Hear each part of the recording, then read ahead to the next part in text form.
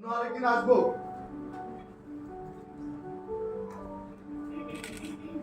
সময় একে একে আমাকে রেখে চলে যাচ্ছে। প্রথমে কেতু কি, মহারাজ তাপসের সাথেও কি একটা অবস্থা।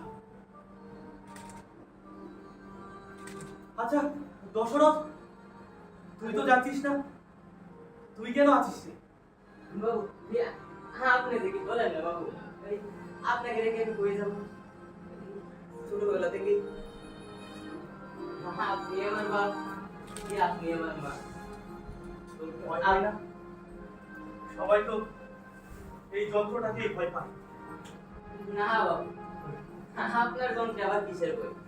তবে আমি একটা জিনিস বুঝি না, মানুষের মন যদি খালি থাকে তাহলে কি কথা বের হবো? বাহ, তুই তো একটা দামি কথা বললি রে। তুই একবার আয় না দশরথ, বস এখানে, বস। আয়, বস না এখানে। আমার মনে বেশি কিছু নাই, ওই খালি ডাইল বা মাঝে মাঝে বাবু ওই জানতে একটা বিয়ে করাই দিলে তা দেবো।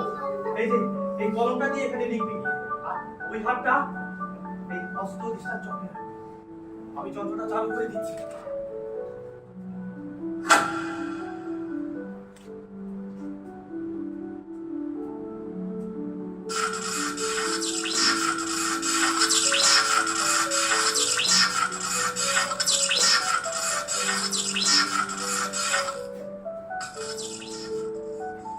আমি কখনো চুরি করি না, তবে পায়ে আসলে পাই। আমি বাবুকে খুব পছন্দ করি, মাঝে মাঝে ভাবি বাবু এত কিছু জানে কেমনে। আমি বই পড়ি না, তবে ভাবি আমি অনেক কিছু জানি। মাঝে মাঝে ভাবি যে আমি যদি বাবুদের মতো হইতাম তাহলে প্রতিদিন রোদে 1 ঘন্টা রোদে হাঁটতাম, কিন্তু ওই পড়াশোনা করতাম না।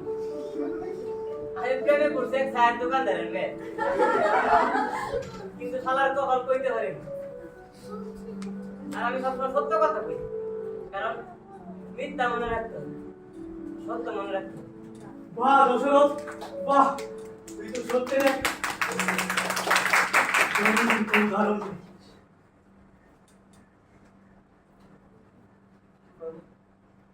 আমি আগেই কইছিলাম যে আমার মনে আমাকে এই কথা দিতে ওই যন্ত্র ছাড়াই আমি বিক্রি। আজ তোকে পরীক্ষা করে এই মানব জাতির প্রতি আমি যে আমার বিশ্বাস ফিরে পেলাম রে। আমি কি এখন পত্রিকায় উঠবো? পত্রিকাতে নাও, তুই তো আমার মনে উঠে গেলি।